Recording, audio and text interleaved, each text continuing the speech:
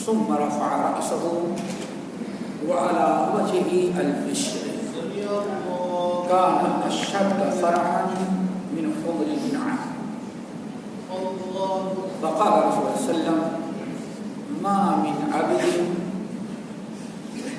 يقيم الصلوات الخمس ويؤدي الزكاة ويصوم رمضان ويجتنب الكبائر السبع إلا فتحت له أبواب الجنة الثمانية.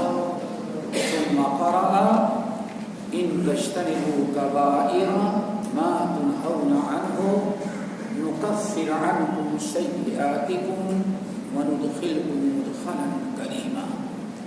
محترم سامعین، اس سورۃ النساء کی ایک آیت اور اس کے ساتھ صحیح ابن حبان، مستدرک حاکم، طبرانی، بہقی وغیرہ کی ایک حدیث پڑھی ہے، اور آج انشاءاللہ اسی آیت اور اسی حدیث پر ہم بڑے اختصار کے ساتھ گفتگو کریں گے۔ اللہ تعالیٰ سے ہم دعا کریں کہ سب عمل کی توفیق نصیب ہو۔ ابو ہریرہ رضی اللہ تعالیٰ عنہ کہتے ہیں، حضرت ابو ہریرہ، ابو سعید خدری دونوں سے حدیث مروی ہے کہ ایک دن نبی علیہ السلام تشریف لائے اور ممبر پر کھڑے ہوئے۔ آپ کے ممبر پر کھڑے ہونے کے بعد چاروں طرف سے لوگ آپ کی طرف ٹوٹ پڑے، کیونکہ سمجھ گئے کہ جمعے کا دن تو ہے نہیں، کوئی بڑا خطرناک مرحلہ ہے جس کے لیے نبی علیہ السلام ممبر پر تشریف لے کر کوئی پیغام ہم لوگوں کو دینا چاہتے ہیں۔ کہا بس اتنے میں آپ نے خطبہ شروع کیا اور فرمایا: والذی نفسی بیدہ، اس ذات کی قسم جس کے ہاتھ میں میری جان ہے۔ پھر اس کے بعد اللہ کے نبی علیہ السلام نے اپنا سر مبارک آگے آپ کچھ نماز پڑھیں۔ ثم رفع رأسه، پھر تھوڑی دیر کے بعد آپ نے اپنا سر مبارک اٹھایا اور فرمایا: لوگوں، والذی نفسی بیدہ، اس ذات کی قسم جس کے ہاتھ میں میری جان ہے۔ اتنا فرمانے کے بعد پھر آپ کو رونا آ گیا اور آپ آگے کچھ پیغام دیا جیسے نہیں، آپ نے اپنا سر مبارک جھکا لیا اور کہتے ہیں ہم میں سے ہر انسان بڑا پریشان کہ اللہ سے کس بات پر قسم کھاتے اور آگے بتا نہیں پا رہے۔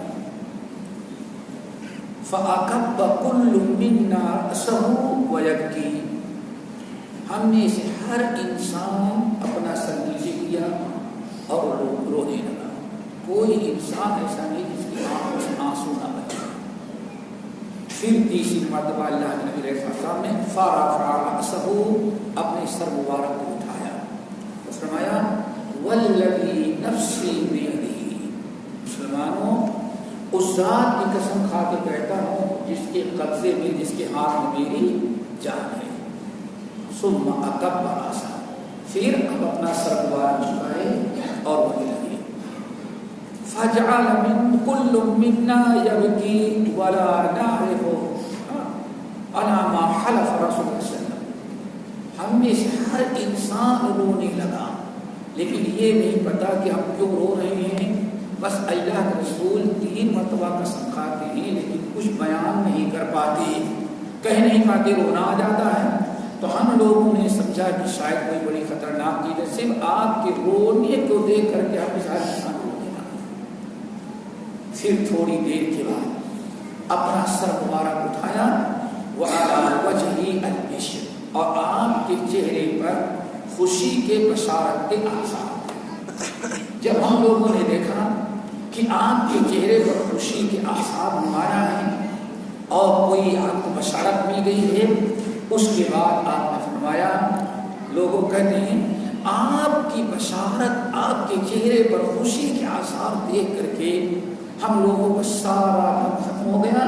کان احب الینا من حمر النعم, سرخ اونٹ ملنے سے اتنی خوشی ہم کو نہیں ہو سکتی تھی جتنی خوشی اللہ کے رسول صلی اللہ علیہ وسلم کے چہرے مبارک پر بشارت کے آثار دیکھا, بڑی خوشی کے ساتھ. پھر آپ نے قسم کے حدیث بیان کرنی شروع کی, ما من عبد یقیم الصلوات الخمس ويؤدي الزکاة ويصوم رمضان ويجتنب الكبائر السبع. 4 باتیں آپ نے بیان کی. ما من عبد, جب بھی دنیا کا کوئی مسلمان ہمارا امتی یصوم الصلوات الخمس, 5 وقتہ نماز کی پابندی کرے, قائم کرے, سنت کے مطابق اطمینان کے ساتھ باجماعت نماز 5 وقت کا میرا جو امتی نماز کا پابند ہو جائے. نمبر 2, وَيُؤَدِّي الزَّكَاةَ, اور اللہ تعالیٰ نے اگر زکوٰۃ دی, مال دیا ہے تو پوری زکوٰۃ نکالتا ہے, خوش دلی کے ساتھ, شوق کے ساتھ, کہ اللہ تعالیٰ نے ہم کو دینے کے لائق بنایا, دینے کے لائق نہیں بنایا. نمبر 3, وَيَصُومُ رَمَضَانَ, ماہ رمضان کا روزہ رکھنا ہے. 3 ہو گئے, نماز کی پابندی, زکوٰۃ اور روزے کی پابندی. حج کا تذکرہ آپ نے نہیں کیا, کیوں؟ حج انسان کی زندگی میں صرف 1 مرتبہ یہ جو سال بھر وہ روزہ رکھا. پھر آپ نے چوتھی چیز بیان فرمائی, ان تینوں بڑے بڑے اعمال, نماز کی پابندی, خوشی سے زکوٰۃ ادا کرنا, اہتمام کے ساتھ ماہ رمضان کا روزہ رکھنا. نمبر 4, ان تینوں نیک اعمال کے ساتھ ساتھ وَيَجْتَنِبُ الْكَبَائِرَ السَّبْعَ, اور 7 بڑے بڑے گناہ کبائر سے.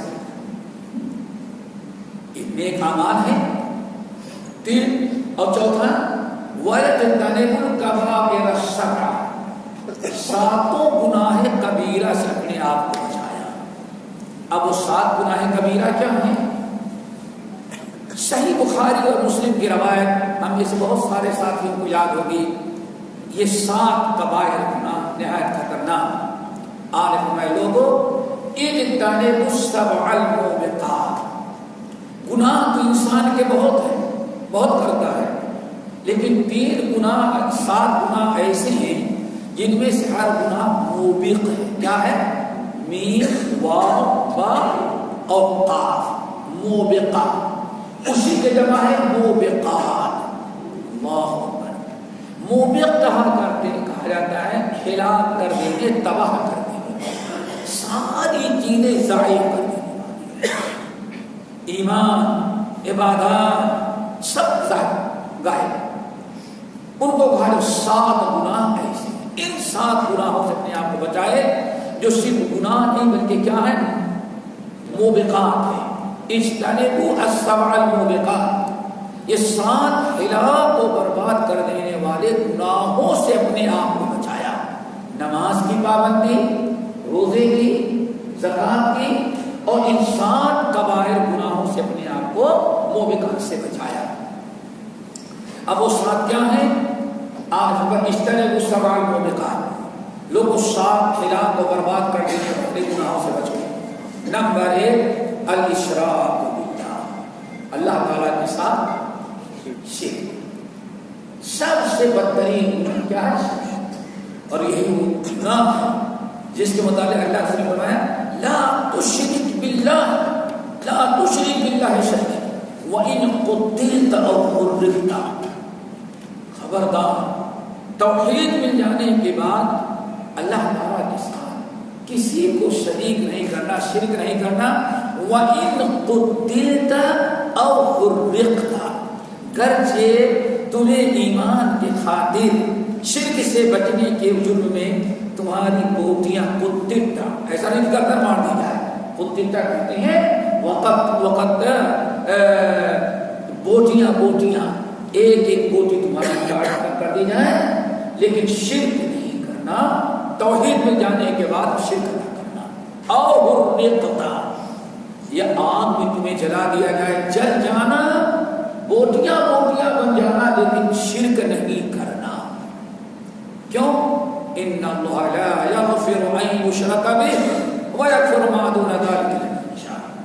انسان سے کتنے بھی گناہ ہو، اگر شرک سے بچا ہے تو بڑی امید ہے کہ اللہ تعالیٰ معاف کرنا چاہے تو سب کو معاف کرتا ہے. اللہ سنن ترمذی کی حدیث پر غور کریں، انس بن مالک کی حدیث جس میں 3 چیزیں بیان کی گئی، ان میں ایک چیز کیا ہے؟ یا ابن آدم لو انک اعطیتنی بقراب الارض خطایا.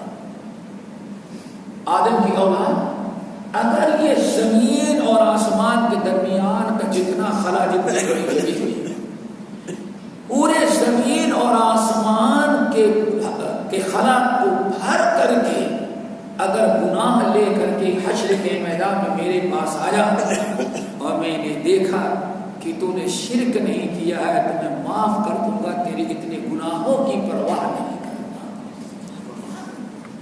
انسان لیکن اگر شرک سے مبتلا تو کوئی اس کی مغفرت اور بخشش نہیں. کیوں؟ اللہ رب العالمین نے شرک ہی سب سے بدترین بڑا گناہ ہے. نمبر 2 والسحر، کسی پر جادو کرنا یا جادو کروانا. اب جادو چاہے داڑھی رکھنے والے ملا سے کروائیں، سکھ اور ہندو سے کروائیں. جادو کیا ہے؟ شیطانی چکر ہے، کسی کو نقصان پہنچانے کے لیے، چاہے تعویذ کے شکل میں ہو، چاہے کپڑے لپیٹ کے شکل میں ہو، یا اس کے شکل میں ہو، یا آج کمپیوٹرائز کا زمانہ ہے، کمپیوٹر سے کم وقت لوگ نکالتے ہیں. یہ جادو ہے، سمجھ گئے نا؟ 2 بھائیوں کے درمیان لڑائی ڈالنا ہے، اسی چیز کا نام کیا ہے؟ یفرقون بین المرء وزوجہ، یہی جادو ہے. اور اس کو لوگ بڑا آسان کہتے ہیں بابا نے تعویذ دیا ہے. ارے بابا نے، وہ تو دنیا کا سب سے بڑا شیطان ہے. اگر بابا ہوتا تو بابا کوئی برائی نہ کرے، وہ تو جادو کر رہا ہے، وہ جادوگر ہے، گردن زدنی کے ساتھ مستحق ہے. السحر، اس لیے حد الساحر ضربہ بالسیف، جادوگر کی سزا ہے گردن اس کی مار دی جائے. سمجھ گئے نا؟ اسی لیے 3 جادوگر عمر فاروق رضی اللہ عنہ کے زمانے میں صحابہ کو 3 جادوگر پکڑے گئے اور تینوں کا سر کر دیا. اور ایک تو دمشق کے چوراہے پر گردن ماری تھی، جندب الخیر رضی اللہ عنہ، گردن ماری، اس کو کرتب دکھاتے ہوئے. بہنا میرے بھائیوں، نمبر 3 وقتل النفس، ناحق کسی کو قتل کرنا. اور آج ہمارے یہاں یہ شروع نہیں ہے، کہیں مال و دولت کا چکر، کہیں شادی کا چکر، اور کہیں سیاست. آپ الیکشن میں کھڑے ہو جائیں، پارٹی بنا لیے اور سوچتے ہیں آپ فلاں لیڈر جو ہے وہ ہمارے راہ میں رکاوٹ بنتا ہے، تو سوچتے ہیں کسی بھی صورت سے اس کا یعنی یہ بھی ثواب سمجھا گیا. اور یہ سیاست نے اتنا چکر چلایا، اتنا چکر چلا سیاست کا کہ حرام چیزیں بھی حلال کر لی گئیں، یہاں تک کہ مسجد نبوی اور حرم کے اندر بھی دھماکے اور وہ قتل غارت سے باز نہیں آ رہے. اور کوئی غیر مسلم نہیں، سب مسلمان کر رہا ہے. کیوں؟ اس کے پیچھے کچھ سیاستدان نے فتوا دے رکھا. اللہ تعالیٰ اس برائی سے بچائے. نہ لا يحل دم امرئ مسلم الا بإحدى ثلاث، سيب ظالم، قاتل النفس، اور مرتد عن دینہ، اور کما قال. 3 گناہ ہیں جس کی بنا پر کسی مسلمان کا قتل خون حلال ہوتا ہے اور حکومت کرے کہ ہم نہیں کر سکتے. نمبر 1 اسلام کے بعد کوئی دین سے مرتد ہوتا ہے. نمبر 2 کسی نے کسی کو قتل کیا تو مقتول کے بدلے کتب علیکم القصاص فی القتل الحر بالحر والعبد بالعبد، اس کو قصاص قتل کیا جائے گا. نمبر 3 سید الزانی شادی شدہ زنا کر لے تو ان کو رجم کیا جائے.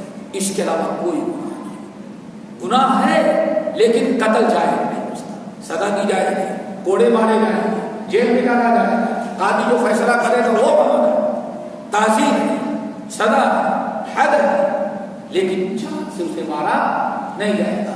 اور ہمارے یہاں آج دنیا میں ان تینوں کے علاوہ سبھی برا کر دی. بس آپ کے موافق رہو، اس کا قتل حرام. اللہ تعالیٰ سے ڈرو اور ایسے فتاوے جو کچھ علماء کے مل جاتے ان سے اپنے آپ کو بچاؤ. ان علماء کے پیچھے اصل میں سیاست اور کرسی کا چکر ہے. کبھی اپنی اولاد کو اس کام کے لیے نہیں تیار کرتے. اپنی اولاد کو تو امریکہ پڑھنے کے لیے بھیجتے ہیں اور غیروں کی اولاد کو اس کے لیے ہمارے یہاں تیار کیا جاتا ہے. اس برائی سے بچو. کتنے ہو گئے؟ 3. نمبر 4 اکل الربا، سود کھانا، سود لینا، سود دینا، کھانا اور کھلانا. کچھ لوگ کہتے ہیں نہیں میں سود استعمال نہیں کرتا، لیکن وہ روڈ بنوا دیا. اور روڈ کون بنوایا؟ مین روڈ سے اپنا بنگلہ جو بنوایا تھا وہاں تک روڈ میں نے کیا کیا؟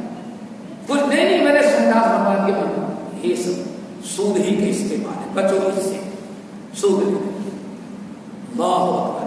نمبر 5 وَأَكْلُ مَالِ الْيَتَامَى، یتیموں کا مال کھانا. یتیم کا مال کھانا. جانتے ہیں یتیم کے ساتھ احسان کرنا، اس کے مال اس کے جان کی حفاظت کرنا، اس کی دیکھ بھال پرورش کرنا. اللہ سے نے کتنی بڑی بات بیان کی. انا وکافر الیتین کہاتین، لوگوں دونوں انگلیاں میرے ملی ہیں، جیسے دونوں انگلیاں ملی ہیں ایسے ہی میرا وہ امتی جو یتیم بچوں کی کفالت کرتا ہے میرے ساتھ جنت میں ایسے ہی مل کے رہے گا. لیکن جب انسان یتیم کے ساتھ جاتی کرے، کلا بلا تکرمون الیتیم، بدبخت اس لیے تجھے دنیا میں اللہ نے ذلیل کیا کہ تو یتیموں کی عزت نہیں کرتا. فذلک ارأیت الذی یکذب بالدین فذلک الذی یدعو الیتیم، یہ یتیموں کو چھڑکیاں دینے سائل فلا تنہر اما الیتیم فلا تقہر واما السائل فلا تنہر. یتیم کی عزت سمجھ گئے نا. یتیم کو اپنے گلے لگانا، اس کی پرورش کرنا.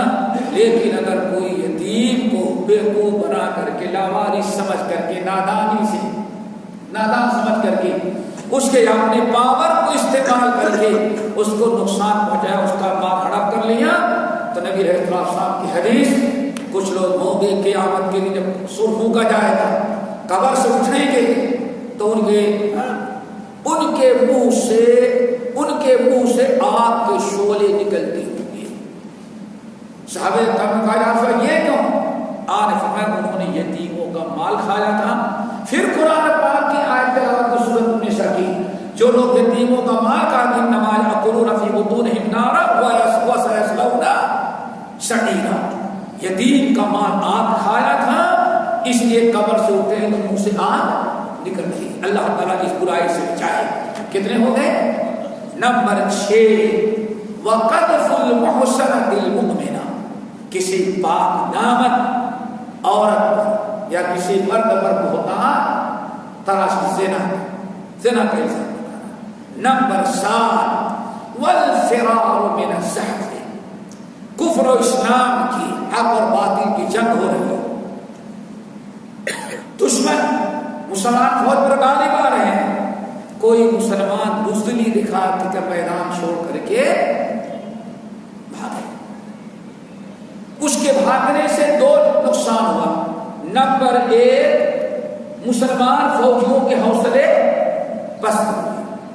نمبر 2 دشمنوں کے حوصلے بلند ہو جائے، ممکن ہے فتح جو ہے شکست میں تبدیل ہو جائے. اس لیے اللہ سے فرمایا اجتنبوا السبع الموبقات، یہ 7 گناہ جو برباد کر دینے والے ہیں. اب حدیث پھر ما من عبد يصلي الصلوات الخمس ويؤدي الزكاة ويصوم رمضان ويجتنب الكبائر السبع، جس مومن نے یہ 5 عمل کیا، نماز کی پابندی، روزے کی پابندی، زکات کی پابندی، اور اپنے آپ کو 7 بڑے بڑے گناہ کبائر سے بچایا، اس کے لیے کیا ہوگا؟ اللہ سے بشارت کیا دے رہے ہیں؟ پہلے تو 3 مرتبہ آپ رو رہے تھے، پھر تیسری مرتبہ رونے کے بعد سر مبارک اٹھایا تو چہرے پر خوشی کے آثار. بشارت کیا ملی؟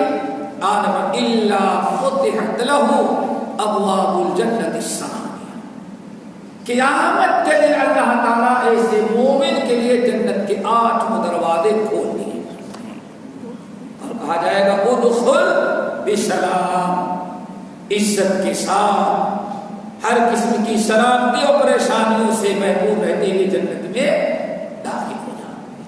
پھر اس حدیث کو بیان کر دینے کے بعد نبی علیہ السلام نے سورۃ النساء کی آیت تلاوت کی. اے ایمان والو ان تجتنبوا کبائر ما تنہون عنہ نکفر عنکم سیئاتکم وندخلکم مدخلا کریما. اے ایمان والو، مومنو، اگر تم اپنے آپ کو بڑے بڑے گناہوں سے بچاتے رہے اور اپنے آپ کو دور رکھا، اب نفس امارہ یا شیطان سے کچھ برائیاں ہو بھی گئی تو تم نے نماز پڑھے، روزے رکھے، زکات دیا، گناہ معاف، گناہ کبیرہ سے بچتے رہے، اگر کچھ رہے گے بھی گناہ تمہارے گناہوں پر پردہ ڈال کر کے وندخلکم مدخلا کریما، بڑی عزت کے ساتھ جنت میں داخل کر دیں گے. اللہ تعالیٰ سے دعا کرو ہم سب کو عمل کی توفیق نصیب فرمائے اور ہر قسم کے منکرات، گناہ اور برائیوں سے اللہ تعالیٰ ہم سب کو محفوظ رکھے. اقول قولی ھذا واستغفر اللہ من کل ذنب واتوب الیہ. سبحانک اللہم وبحمدک اشہد ان لا الہ الا انت استغفرک واتوب